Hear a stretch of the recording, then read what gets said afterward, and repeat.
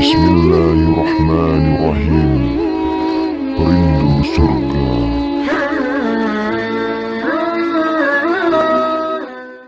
Alhamdulillah, terima kasih. Memang Allah membagikan rezeki sesuka Allah, dan Allah melihat siapa yang bersungguh-sungguh, ya, yang bersungguh-sungguh. Memang kita tidak mungkin seperti orang lain semuanya, dan juga tidak harus seperti orang lain. Tetapi yang harus itu memang kita nambah yakin, nambah ibadah, dan nambah ikhtiar. Karena semua ide itu juga datangnya dari Allah. Hanya untungnya bagi orang yang beriman, kalau punya ide kreatif itu adalah untuk kebaikan, ya, untuk jadi amal soleh. Dan semua otak itu ciptaan Allah, semua ide juga datang dari Allah, semua kreativitas juga atas bimbingan Allah. Bedanya kalau punya iman, kita bisa punya niat dan cara yang benar, ya. Makanya kalau orang diberi, kita juga sangat memungkinkan diberi itu oleh Allah kemampuan berpikir, ide, gagasan. Nah, makanya jangan ragu untuk terus meminta kepada Allah diberikan petunjuk, ya, dan semuanya juga Allah yang atur.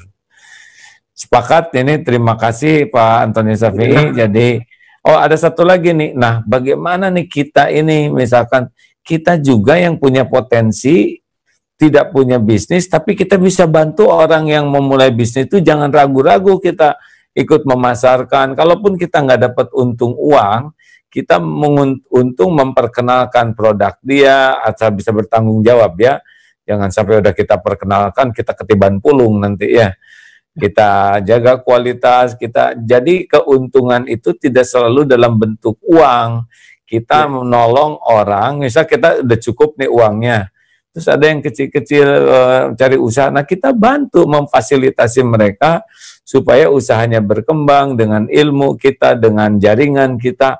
Nah, ini pun bagus kita lakukan di seperti ini itu, ya. Jadi kita bisa dapat keuntungan dalam bentuk lain, yaitu membantu orang yang kreatif bisa lebih berkembang. Amin. Ini pun sebuah keuntungan jenis lain nih, ya, yang membuat Allah ridho. Jadi tidak harus kita selalu menghasilkan uang, tetapi kita membantu orang lain menghasilkan rezekinya juga, akhirnya sebuah ladang amal menarik nih di zaman begini. Karena kan ada yang disebut dengan dropshipper sama reseller sama recommendator, Kak. Kalau yang reseller, kita mengambil barang orang lain, kita nggak punya barang, tapi kita melihat ini ada satu potensi penjualan, maka kita beli dahulu, kemudian kita jual lagi. Kadang-kadang itu bisa berlangsung dengan sangat cepat antara beli dengan jual, karena kita sudah tahu siapa calon pembelinya. Ada juga yang dropshipper. Kalau dropshipper itu kita memang tidak megang barangnya dulu, melihat ada potensi barang bagus, kemudian kita tawarkan. Nah, itu sesungguhnya dari gudang penjual langsung kepada rumah pembeli. Dari gudang penjual langsung kepada rumah pembeli. Tapi kalau gitu gimana tuh Ustadz? Mumpung ada pernyataan ini, kalau reseller kan ada ikatan kerja yang jelas. Kalau dropshipper dia kan jual barang orang secara hukum Islam, bagaimana? Orang sesungguhnya ketika dia mesen kepada penjual, dia sudah terjadi jual beli yang pertama. Nah, kemudian ketika dia menjual kepada pembeli, itu terjadi jual beli yang kedua. Jadi sesungguhnya terjadi dua tahapan jual beli. Nah, cuman dia tidak masuk ke gudang kita gitu, tidak masuk ke gudang kita. Tetapi itu secara syariahnya namanya qabd hukmi. Ijab kabulnya secara hukum, secara online. Kan ada ijab kabul, saya terima saya terima satu laptop harganya 5 juta, warnanya ini oke, ya. Kemudian saya jual lagi. Nah, itu tidak seperti itu. Tetapi ketika saya mengorder handphone, berarti saya sudah terjadi jual beli dengan si penjual. Oke. Nah, dia kan belum bayar, uangnya kan nggak lewat kita, kan? Ya, itu kan tapi itu kan sudah dalam kontrak dengan kita, sudah dalam pemesanan kita. Ikatan dengan kita. Nah, nanti akan dikirim kemana, bisa dikirim ke kita, bisa kita langsung jual lagi ke sana.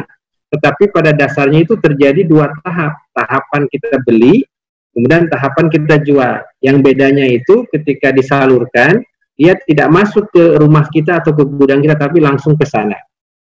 Kalau yang tidak halal yang seperti apa situasinya? Yang tidak halal itu sesungguhnya kita menjual sesuatu yang tidak jelas dan di situ menimbulkan gharar. Artinya barang yang dijualnya ada unsur ketidakpastian dari sisi size-nya, dari sisi bentuknya, dari sisi bisa dideliver atau tidaknya. Nah, itu disebut dengan bai'ul ma'dum. Atau menjual beli yang tidak ada dan tidak bisa diproduksi secara sama. Tetapi Rasulullah SAW dahulu pernah bersabda, nazala Rasulullah SAW di Madinah, fawajada alahu yata'amaluna bisalam. Faqala idza tabayatum bisalam fabi'u fi kailin ma'lum wa wazin ma'lum.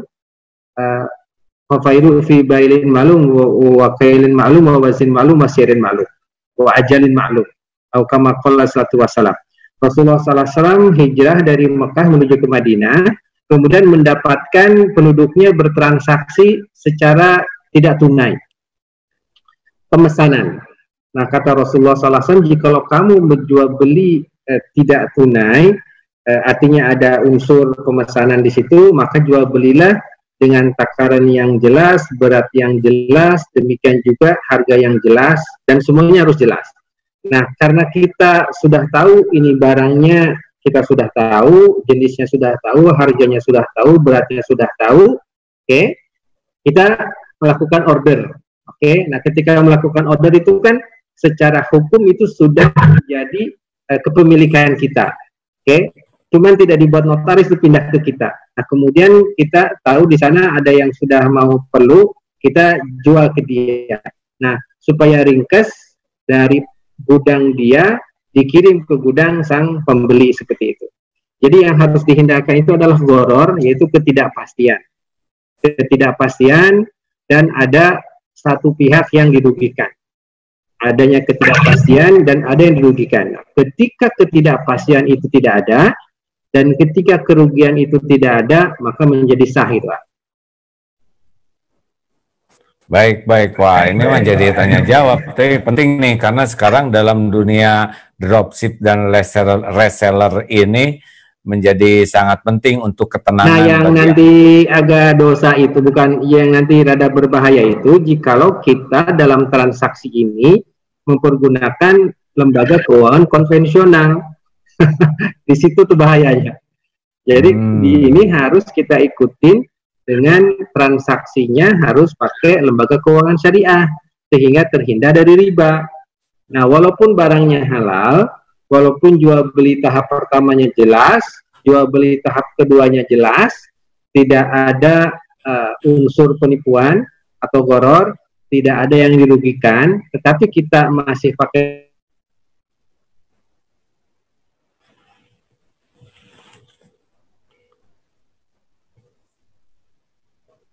sesungguhnya kalau seandainya produk ini diasuransikan, maka harus memakai asuransi syariah. Jadi tingkat kehalalannya ini bisa berbeda-beda. Nah, ini yang paling lengkap itu barangnya jelas, kemudian transaksi secara keuangannya jelas, tidak ada yang dirugikan. Nah, termasuk juga jika ada unsur pelindungan asuransi, maka asuransinya pun harus asuransi syariah, insya Allah. Nah, dengan seperti ini, insya Allah jadi lengkap dan jadi komplit, insya Allah. Masya Allah. Ini mah. Ini kalau seperti dropshipper gitu kan biasanya harganya di-up lagi sesuai dengan kehendak penjual, bukan supplier sedang dia tidak punya barangnya.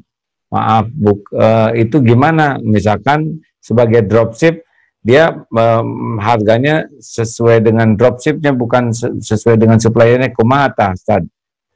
Kan gini, seseorang itu kalau jual beli kan harus untung. Beli 10, jual 12. Dia untungnya 2, gitu kan? Nah, sesungguhnya jika seorang itu, ini terjadi dropshipper itu jikalau si pembeli tidak tahu siapa produsennya. Jikalau dia tahu produsennya kan nggak datang ke kita. Nah, justru sesungguhnya kelebihan dari dropshipper itu adalah dia mengetahui sumber barang, dan dia tahu siapa yang akan membeli barang ini. Dia tahu sumber barang dan dia tahu siapa yang akan membeli barang ini. Maka dia memasarkan. Ini ada satu katakanlah ada satu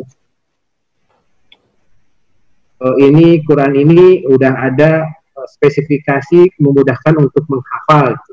Karena tidak semua Quran itu didesain untuk menghafal.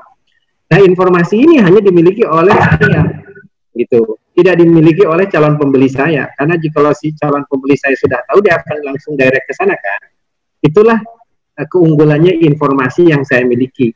Nah, ketika spesifikasi ini saya sampaikan, saya ada stok nih, atau saya punya Quran jenis baru, yaitu yang bisa memudahkan untuk proses menghafal. Saya tahu bahwa di sana tuh di gudang penjual itu dia sudah memiliki ini. Jadi ketika saya lakukan order untuk si pembeli itu barangnya ada. Karena jikalau si dropshipper itu memasarkan barangnya tidak ada, berarti kan ada kesulitan. Bisa jadi di produsen satu sudah habis, tapi kan ada yang memproduksinya, misalnya ada produsen dua, bisa dari ke produsen dua.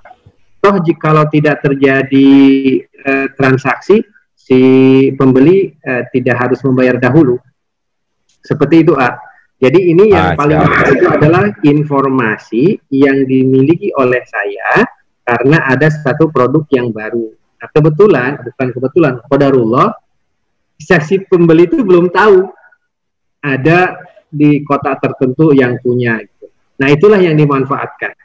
Sehingga saya bisa dapat keuntungan. Kalau saya beli 10, dijual 10, kan saya nggak dapat untung. Kalau saya beli 10, minimum harus 11 atau 12. Bismillahirrahmanirrahim. Rindu surga.